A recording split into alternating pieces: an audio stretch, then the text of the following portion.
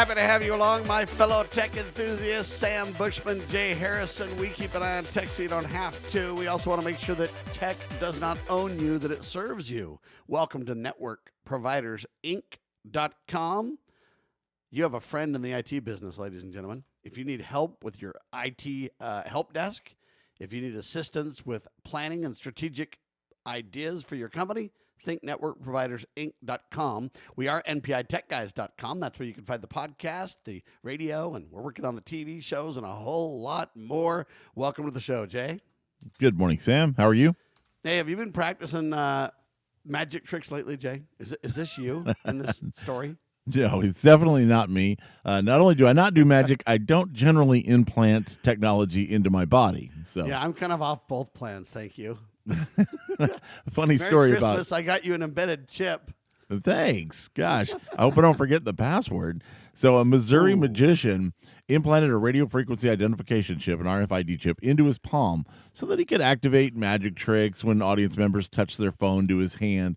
However, he forgot the password, and now he's locked out. Ooh. And with only brute force attempts as his only solution, and so he's trying to get back in. He forgot the password on his RFID chip that he put inside. I guess he could have it removed and put another one in, right? That's what you need to do, Jay. Just have it removed and put another one in. Or you can just add more chips.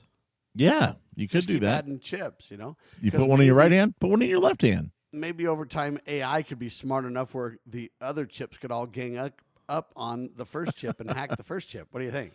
Well, I guess you could brute force it. I don't know how long that will take. How long depends on how long his password is, of course. But It just seems to me the whole thing is just bizarre. it's First a little off, bit foolish. who's willing to put a chip in their body? I'm not. Now, let me be very Lots of clear. people are.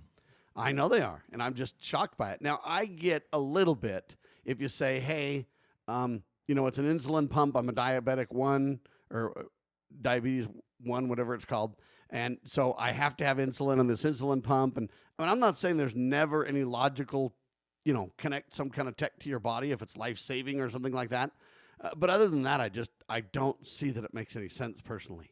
No, I think a lot of people are willing to do this, especially for convenience and things. I mean, you see, there are the life-saving things for sure, but there are also.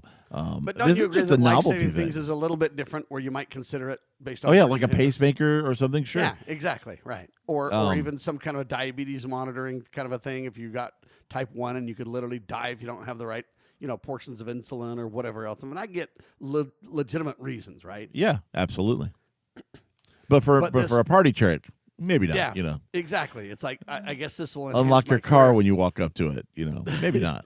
But how stupid are people too? If they touch their phone to his hand, then it does all this crazy stuff. And you would have to say this guy. I mean, I would know the guy's got a chip or something different than the rest of us in about 2 seconds. That's because right? you're a tech guy, though, Sam. You know that who is it that said any sufficiently advanced technology will just appear to be magic to anybody who doesn't know? And people think that when we help them find their files is magic, Jay. That's true. Or recover them, Yeah. Sometimes it is magic. The whole story, in my opinion, though, is bizarre. And the reason I think it is how long is a brute force attempt going to take, Jay? I mean, I know it depends on how long his password is and all that kind of stuff. I mean, this could be like dozens of years. But if quantum computing comes and AI comes and, maybe it'll be short-lived. Maybe he'll have it back pretty quick. Hacking his hand will be the least of our worries if that actually comes to pass. Yeah, you got that right. Anyway, just a strange story we thought we'd start out with. It's kind of interesting. Also, we need to head to the skies, Jay.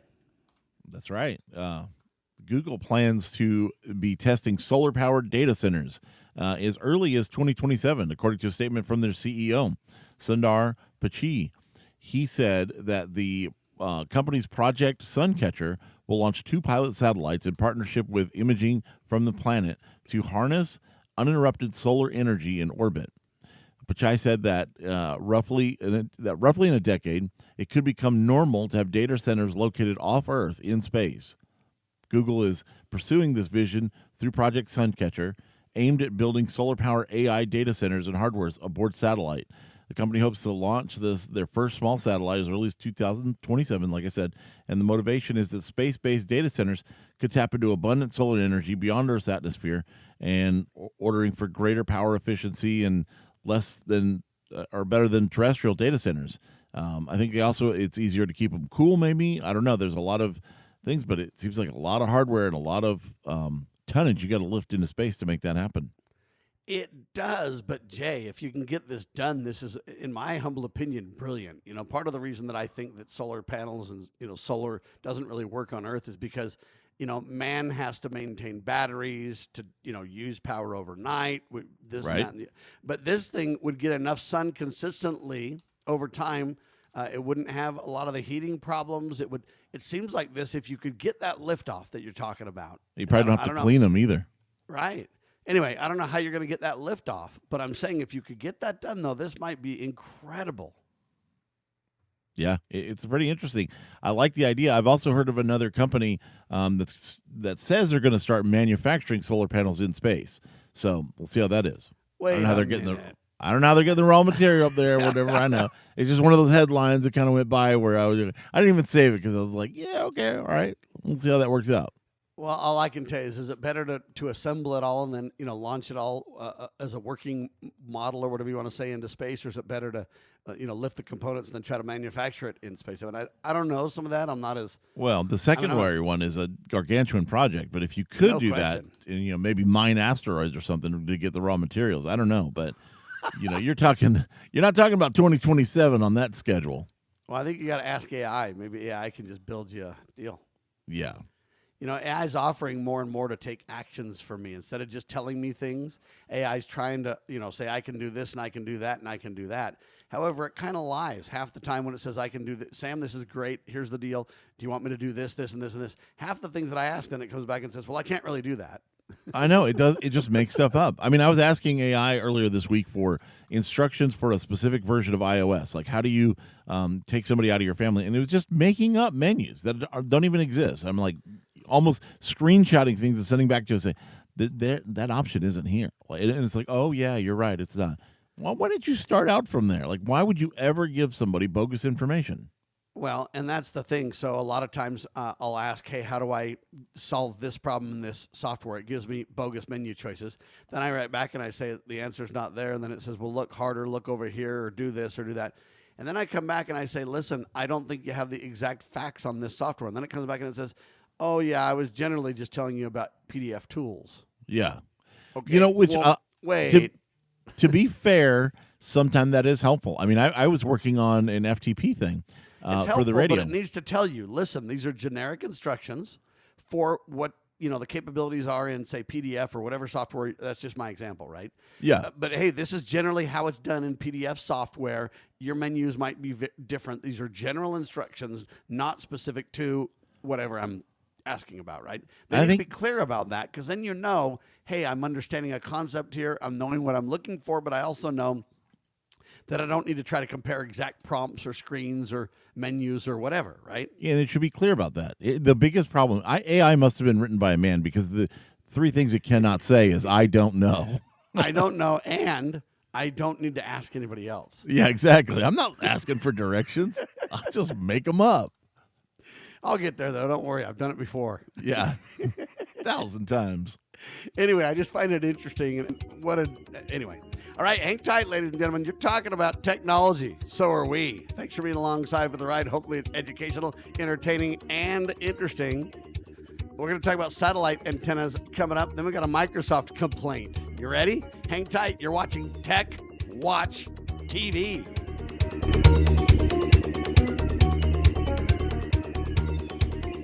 I think you got to give us all tech gifts on Giving Tuesday. What do you think of that idea, Jay? We need like Tech Wednesday or something, or we got to figure out a new It'd day. Have to be Tech Tuesday, Jay. Right after or Cyber Tech Monday. Thursday might work. Yep. Tech Thursday every week. People Prep buy each other tech. Tech Saturday for TechWatch Radio. Oh, now you're talking. All right. So we were talking about satellites before, and they want to basically generate solar power in space. They also want to try to even actually, manufacture, assemble solar panels in space. And I think a lot of it's killer ideas, but I think a lot of it is vaporware at this point. I mean, it's great thoughts, but the reality is far away in terms of... Yeah, but we got to have that ambition. Agreed. but setting up raw materials just so everybody understands, and then assembling it in spaces is quite out there in terms of delivery time. The ability to possibly get lift and have solar powered data centers may not be as far away as we think. No. Elon Musk and others might have more along the lines of that than we realize, is kind of the point. But we do have another satellite story that's worthy of discussion, Jay. That's right. The Voyager 1 has made an epic milestone. It is now 1 light day away from Earth. So Voyager 1 approaches 1 light day as it heads out into the solar system, never to return. The deep space probe, Voyager 1, headed out on another cosmic milestone. In late 2026, it will actually become the first spacecraft to travel so far that a radio signal from Earth to its antenna takes 24 hours or 1 day in order to reach it. Wow. Yeah, despite the So hold on, that's distances. one direction, so it's 2 days to get back an answer? That's right. Wow. That's exactly right. So Voyager probe is still in contact with Mission Control and NASA, their deep space network tracking system. The bad news is that from the next year, any commands given to Voyager 1 will really require 2 days, like you said, just to be acknowledged, because you got to send it out. It takes a day to get there. The receivement and the acknowledgement comes back, takes another day. So maintaining the distant explorer is a case of slow motion nerves for the space agency engineers. Yeah, you think connecting to remote computers is like boxing gloves on, Jay. This is That's for right. real. Yeah. It's wild, actually. It's anyway, very cool. Interesting. All right. And I guess that's the acknowledgement, but understand this, too. If you send data and it's 24 hours to be on the receive end or be received, actions can be taken and completed and everything else way before you even get back that it's been executed or your acknowledgement response. You see what I mean? Yeah, that's why it takes so long. If it ever gets out in the weeds or something happens, and it's amazing that they even can regain control of it, because they got to wait till, say it's spinning or something. The antenna's got to be lined up right. The command's got to be sent at the right time to synchronize with that and tell it, you have to assume what it's doing to figure it out. I mean, I don't even know how these guys do it. And they're doing all this like in 64K of code or something. It's incredible. Yeah, it is incredible. And you just got to, in my mind, keep copious notes about what you've sent and where you are in the process too, because you've got to be very careful when it's that delayed. It's hard to kind of realize, you can't skip a step, or you've got to be really cognizant of exactly what you're sending, because it reminds me a little bit of when you change name servers on the internet or change DNS records. It takes, they say, up to 72 hours for those changes to take effect or whatever. This is a little bit like that, and you've got to be very, very careful you don't make mistakes, because, hey, if it takes up to 72 hours for your change to propagate, then you might need to wait 3 more days or whatever else to get a change if you make a mistake. Now, That's I know right. a lot of servers update faster than that, but not always. And so, anyway, I'm just saying it's a little bit like that, just in space as opposed to around the world kind of a thing. Yeah, just imagine if Microsoft could write their code that tight. And they ought to. By the way, we're going to talk a little later about memory prices going through the roof, so that's interesting. But I got a fascinating story right now, Jay. Behind the generative AI push, or move, if you will, is a massive rush to build data centers and server farms that are powering them, right? They snap up land for these things, water systems. You've got energy constraints and energy, taking a ton of energy. But I guess in a place called Henrico County, Virginia, and I hope I'm pronouncing that right, leaders have taken a radically different approach, Jay. Listen to this. They're turning the AI era infrastructure into a, quote, pipeline for affordable homes. You say, what are you talking about, Sam? Listen, this is really weird. It comes from Realtor.com. So they basically say, all right, if you're going to come in and build a data center and suck all the resources, we're going to charge you tons of tax dollars for your data centers. We're going to use those tax dollars now to buy down the price of homes for first-time home buyers. I think it's kind of interesting. For sale in your area, now you can look and you can see the home cost, then you can see the buy down, I don't know what you want to call it, give back, whatever, or redistribution thing. Very weird, Jay. So they got, for example, a house, $750,000 for the house, 7-bed, 4-bath. Whoa. That's just a tiny cottage, Sam. Yeah, that's right. Anyway, they're buying that dude down. You can afford it, Jay. They're buying that down for what, upper middle class? I don't know. I don't even think know. that's helping your average home buyer. I don't think the average house is $700 or $1 million. Anyway, so they're mixing some houses that are in my area because they're ads, right? In with this article. But what I find fascinating about it is they're not buying down my house. How much are they really going to buy them down and everything else? Right now, they don't have hard details from what I see. And so it's kind of interesting, though, that they're going to take those dollars. So you can expect over time as these big AI companies and these big, what do you want to call them, resource hogs, people are starting to give pushback. We don't want that AI center. If I can't even build a house or have water for my house, I don't want the. Well, they're kind of coming back and saying, okay, wait a minute now. We can get a lot of tax dollars and kind of redistribute the wealth and, I don't know, maybe make sense out of it. And but the problem with a solution like that, in my opinion, is it will take almost zero time for if they say they're buying down $200,000 or whatever, the house pricing will just go up by $200,000, and somebody else will be making the money off of that. I don't think that's going to benefit consumers in the long run. I applaud the ingenuity and thinking outside the box, but I don't think that's the right solution for any of those problems. I agree 100%. I'm just telling you what they're doing. They call it a housing trust fund. Instead of waiting on slow, rigid federal programs, you can cut the price of homes virtually instantly. And you can actually buy houses near your jobs that way, Jay. They say it's a tangible benefit of the AI boom.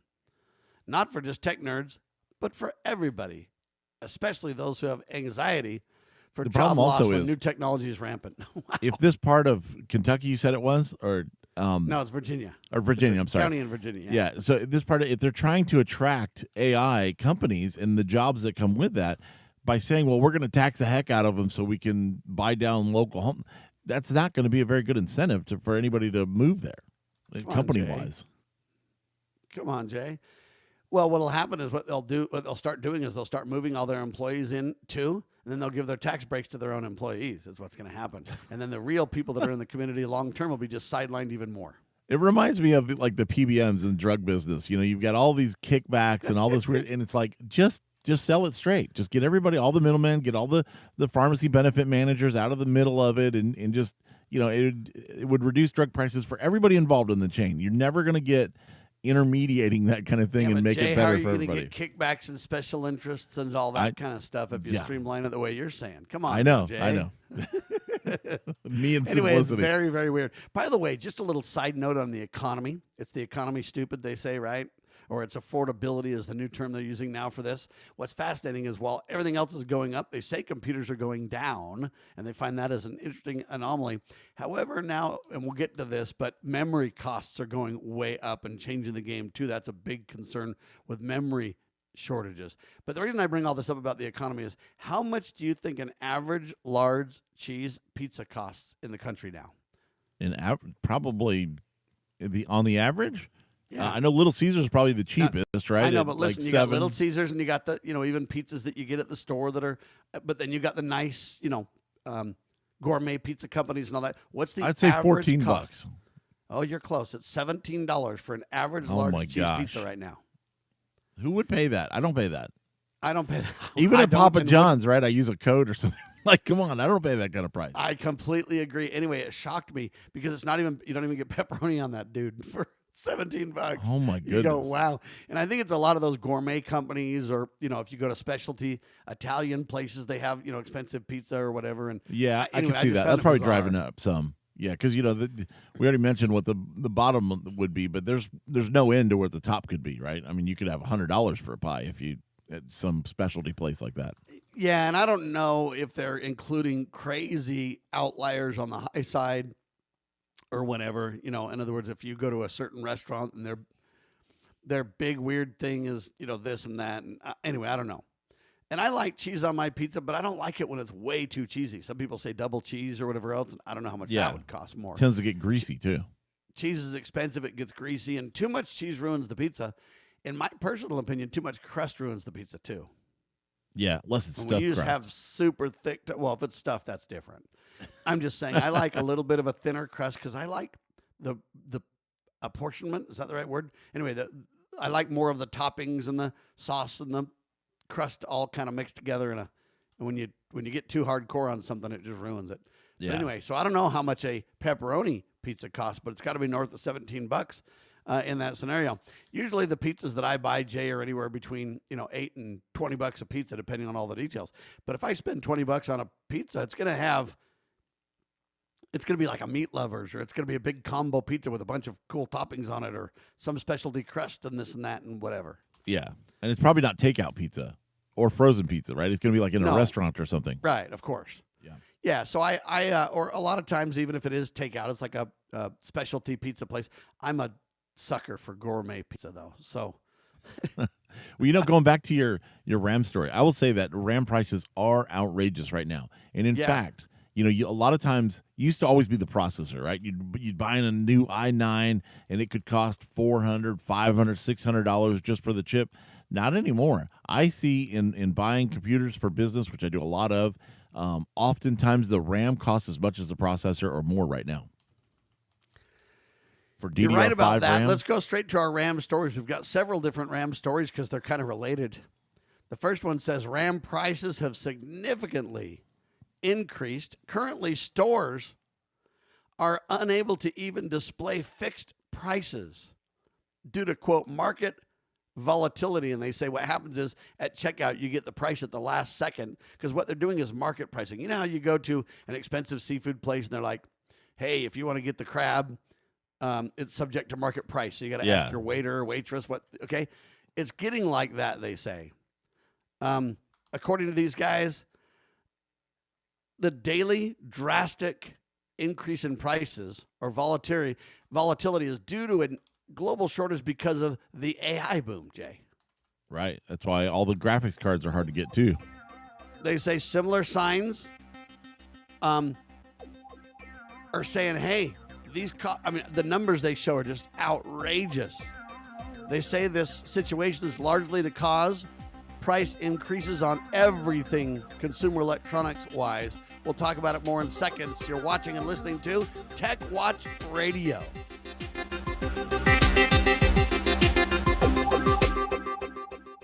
That Samsung is saying that they've denied a request from Samsung Electronics mobile division for smartphones. Let me stop you there, because that's interesting. You're saying that Samsung denied Samsung.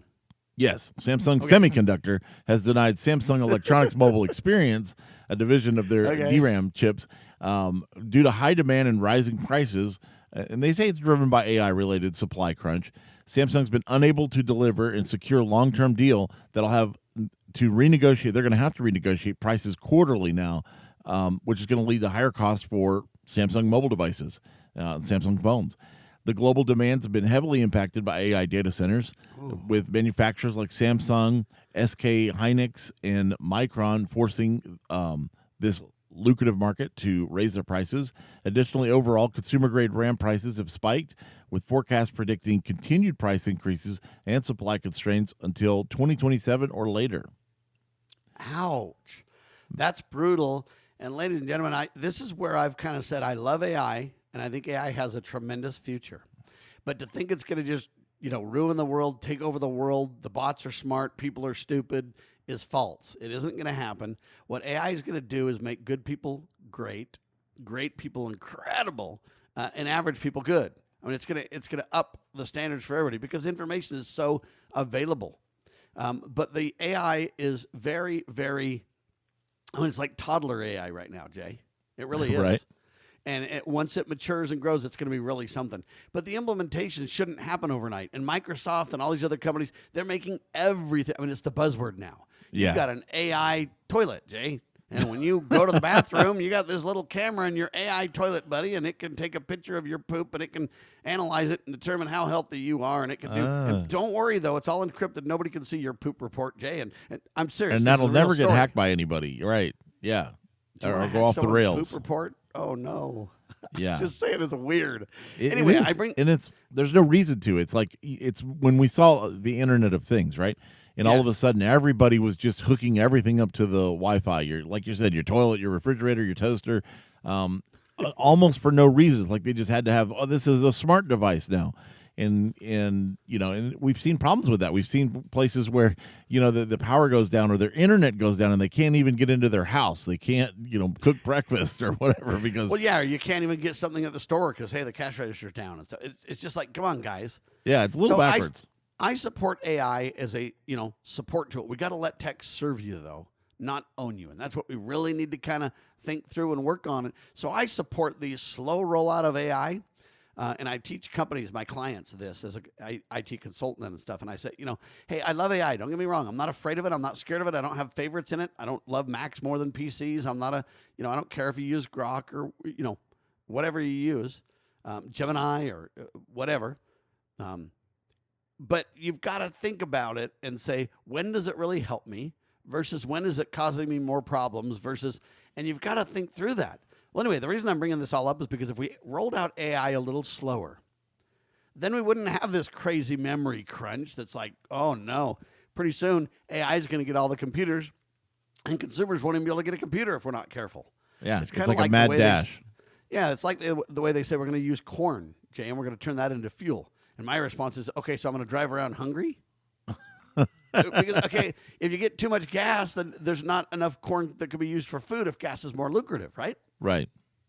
So I know that sounds extreme, but I'm just saying we've got to slow down a little bit. We've got to embrace AI. It's going to be incredible. And when you mix AI, in other words, intelligence, with automation, you're really getting somewhere now. So I think it's very cool, but I think that the world needs to just slow down a little bit, find out where is it really useful. What you don't want is to have such an AI boom that you overbuild, and then there's a lot of AI centers that are built and kind of not running at full capacity and some of those things.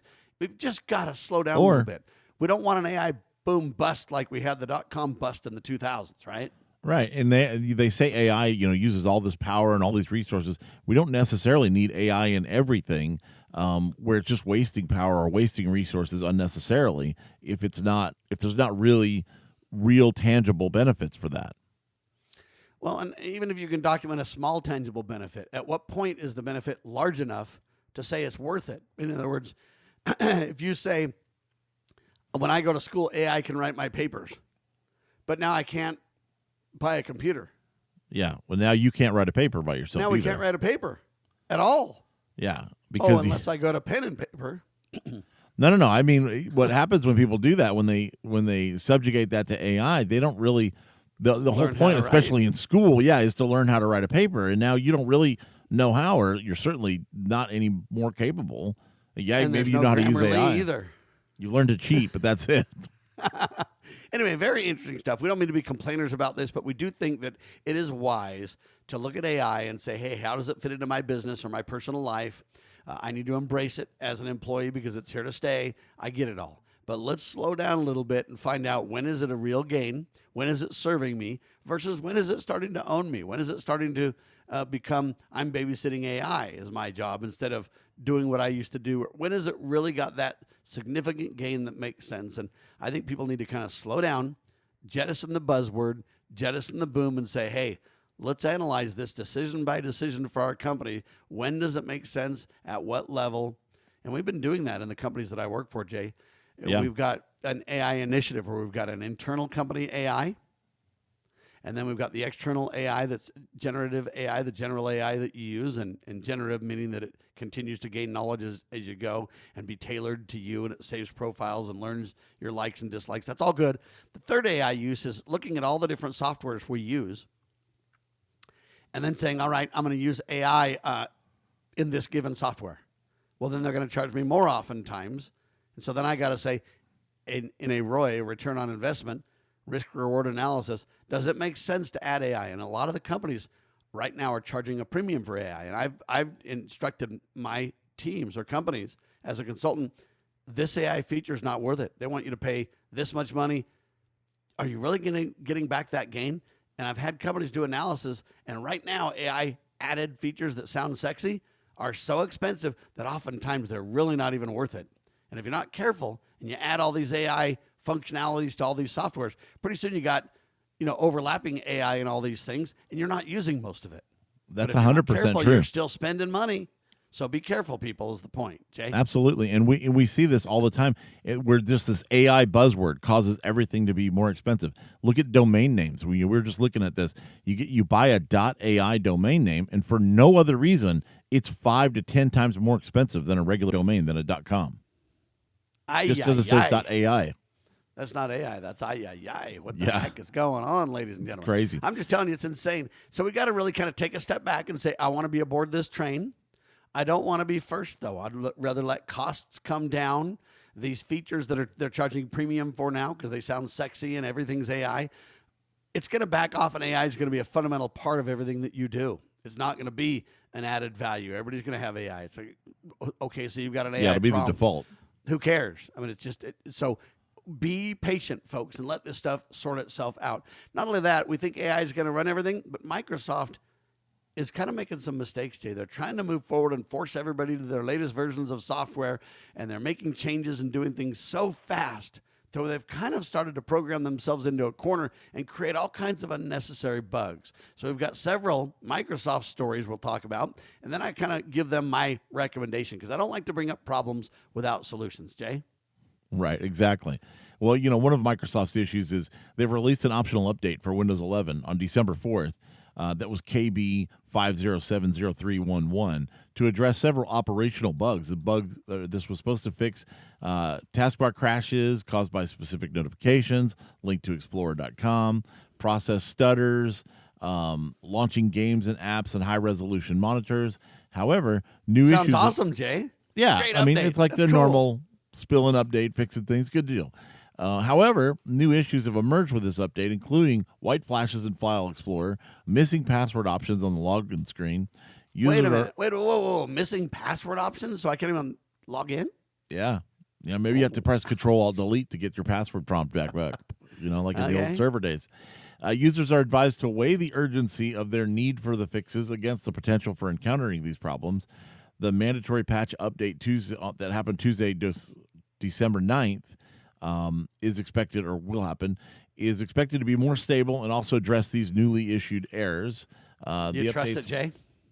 Yeah, you have to, right? It used to be, years past, I would always delay updates, but there's so many 0 days now. You just have to install them. You have to be on the cutting edge, and you have to deal with problems like this. Is if you don't take those little updates too, then updates have to rely on updates, and that can cause even greater problems.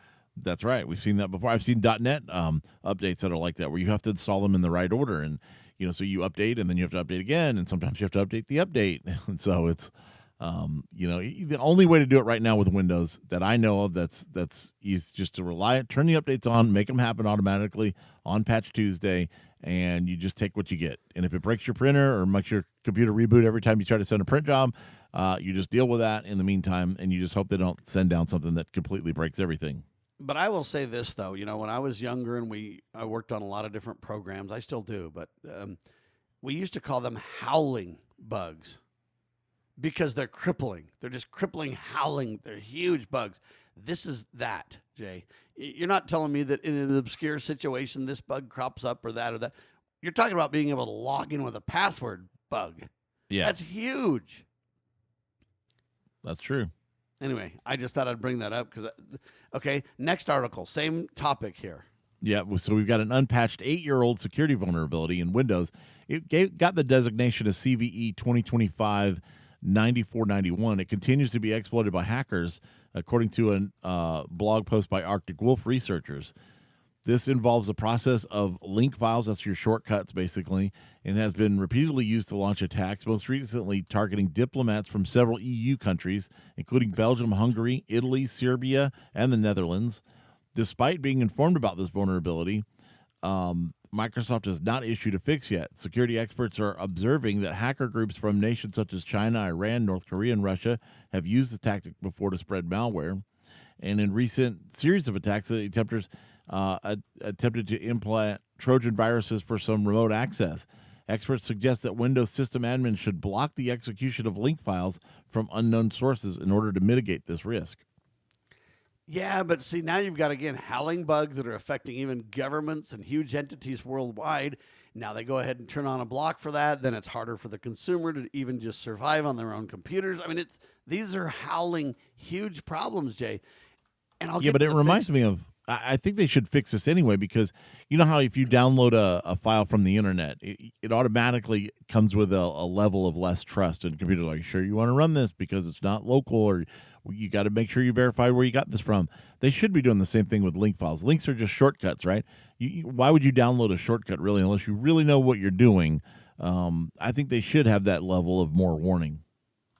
I agree. I'm not saying that they shouldn't. I'm just saying that it makes it harder, though.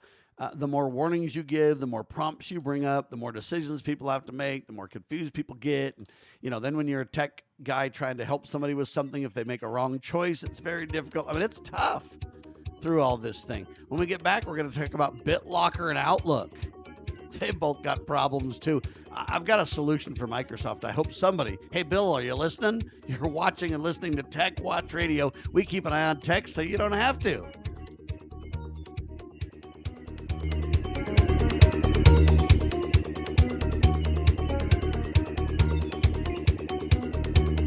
Jay, I'm getting tech gifts for Christmas. What do you think? Yeah. All right, but I don't want Microsoft. Let's hope it gets stuff. as popular as Mariah Carey's song, right? Yeah. They've got too many bugs in Microsoft, ladies and gentlemen. We've covered 2 stories where they're just howling bugs. Here's 2 more. Okay? Well, this one is BitLocker is recently has a recovery bug in Windows updates that could compromise PCs. The update released October 14th and later has reportedly prompted BitLocker recovery demands, locking users out without the recovery key. Microsoft confirms the issue affects Windows 11 and multiple versions, the 25H2, 24H2, and Windows 10 version 22H2. The problem primarily impacts Intel-based devices with connected standby capability. A fix for the disruption has been distributed with a manual deployment necessary for business users. Ouch. So big pain on the IT teams. But, Jay, listen, this isn't just a bug. This is a bug in a recovery tool. So you've already got problems. Now you got bugs on top of your problems, right? Yeah, absolutely. Just like patches for patches, bugs on bugs. Yeah, but this is a recovery, though, so you're already in trouble, and now it's a bug in your recovery? I know. Can you imagine you're trying to recover, and then it's like, oh, no, your recovery's bad. It reminds me of, that Toy Story where they tried to recover something, part of the movie, right? And then they found out, oh, yeah, you know what? Your backups haven't been working for the last 2 months. Oh, I hate that. So anyway, I'm just saying it's really bad. Then this next story, they're trying to force everybody to Windows 11, but there's so many bugs. I don't see why anybody in their right mind would just embrace it. I know we're, kind of kicking and screaming going along because we have to, because they ended support for 10. I know they've extended a little bit of that and all that, but I'm just saying, if you make a clean, hey, when we get here, we're happy and the world's good, then great. But when you bring me here and then tell me there's a bug in your recovery tool, so I'm already melted down and now it's just insane. They've got to take care of this. Next one, Jay, then my solution. It's bad news on bad news. So certain Excel attachments can't be opened in the new version of Outlook due to a bug identified by Microsoft.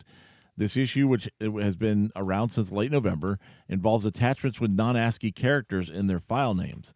Microsoft confirmed the problem. They're currently working on a fix, they say, but a release date's not been announced. The NHS, the National Health Service, in the UK is among some of the affected organizations. The earliest report on this matter by Microsoft follows user complaints dating back to 2 weeks prior to the service alert. So they're still working on that. They don't even have an answer yet, right? No ETA yet. All right, now here's my problem with this. Why are you pushing me to the new Outlook relentlessly? But you've got nothing but problems with it. All right, now my solution, Jay. Why don't you, Microsoft, slow the heck down a little bit? Don't release 3,000 things at a time that are buggy as all get out. There's what's called test beds, ladies and gentlemen, when you're programmers. And I get that there's so many systems and so many things you can't, cover all of them. I get it. If you have a bug every so often, you roll it out, and there's a problem and you roll out a fix. I get that. Sometimes it's going to happen. But if you just slow down a little bit and don't try to force everybody everywhere all the time, new Outlook, new Windows, new this, new that, and you slow down and you provide test beds and you work through this stuff and you harden your stuff. I've always called for, they want a new version of Windows. I just want Windows Operation Stable, for crying out loud. Right. Okay. But Give me a stable. Okay. So they need to slow down, Jay. And they need tiny to learn. operation, though. They're a cottage industry. They're so small. They don't have the resources for that stuff, Sam. Oh, good point. Yeah. Anyway, all I'm saying is there's answers, folks. And I see companies do it all the time. I see a lot of companies, they have quarterly updates. They have 4 updates a year. And sometimes one of the updates is a little delayed because they did discover some bugs. We don't need updates every Tuesday. I know it's supposed to be once a month or whatever, but they're just rolling out too much too fast. And what they got to do is step back a little bit, and they got to work on their not only their R&D, but their testing and their verification, quality control. Microsoft, hey, Bill, if you're listening, it's about quality control, buddy. Slow the heck down and save, because what you do when this happens is you give all kinds of people grief. Let's say you have a problem with your BitLocker. Now you want to recover, and now there's a bug in the recovery. How long is it going to take every IT guy out there in this situation to deal with that? Right. So I know that it's money that they want, and they want fame, but they've got to slow down and realize that quality control, even in software, people, matters. I think that Microsoft is kind of frantic. Not only are they pushing everything, they're pushing AI into everything. I think that they realize that they've been on top for so long that it won't take very much of something to push them over the edge. You're right, and there's a lot of solutions that haven't taken hold, like Google spreadsheets and all that kind of stuff, haven't taken too much hold just because everybody's hooked on Microsoft. But as these products, these SaaS products and everything else from Google and all kinds of people are maturing, and as they do, people are starting to jettison Microsoft. But I'm telling you, the more stable, the less frustration you give me, the better. Even if you're not first to the feature set, if you have solid software, you're going to keep my loyalty. But if you force me to upgrade and change too fast and everything else, I'm going to start going to other things that don't require massive headache updates and restarts and this and that and the other. For example, the Swiss company Proton, the Proton people, they now have launched what's called Proton Sheets. It's an encrypted online spreadsheet software, and it ties into what's called Proton Drive. So now you've got these Proton people that have backed into, instead of Dropbox or Drive or all, you've got the Proton suite now rolling out. Proton Sheets features end-to-end encryption, and users with a, quote, Proton Drive account, which includes other encrypted services like Proton Docs and Proton Photos, can access the sheets for free now. Proton Drive offers various storage, versions, and they give you the pricing and all that kind of stuff. But the Proton's portfolio also includes Proton Mail, Proton VPN, and other technologies. I just find that interesting, Jay, that the reason that these people are able to launch competitive products is because if they have stable, good, clean, easy to use, encrypted, safe software, people are going to flee to it. Yeah, and Proton is trying to compete with Google Workspace with Sheets and Docs and Drive. They're and all also that kind of competing stuff. with 365 too, Jay. That's right, they are. But their take on it is we're going to be super privacy centric. Unlike if Google, they're dropping AI into everything and they're learning off your docs and they're reading your Gmail and whatever. And same with 365. Proton Mail is saying, hey, yeah, we're going to be a little bit more expensive, but we're going to be known for complete, absolute privacy. Like we don't keep anything. Yeah, and we're the Swiss. Encrypted. And we're the Swiss, so we're technically worldwide neutral. We're not going to take political positions or government. We're just it's like the banking people. We're just going to provide this killer safe service. I love to see this because I think that there needs to be competition to Google Docs at 365. No doubt about it. Anyway, so we're telling you Microsoft is panicking, but in their panic, I'm telling them the solution is to slow the heck down. To be fair, in Microsoft's defense, it's got to be hard to be in that position and balance the bringing you stable software every month, year after year, and also being an innovator and keeping up and trying to stay on top of that ball. That's got to be a wild ride to try to do. It is a wild ride. I agree 100%. I'm just saying these howling bugs, though. It's not just little bugs or, glitches and unique. It's broad-based crazy stuff. Netflix has reached an agreement to purchase Warner Brothers, ladies and gentlemen, for $82.7 billion. Watch your shakeup in the entertainment industry big time as a result of that. Also, Netflix has discontinued the feature allowing videos to be cast on mobile devices to most TVs and streaming devices. So you're not going to be able to use the feature everybody's loved, casting. Thanks.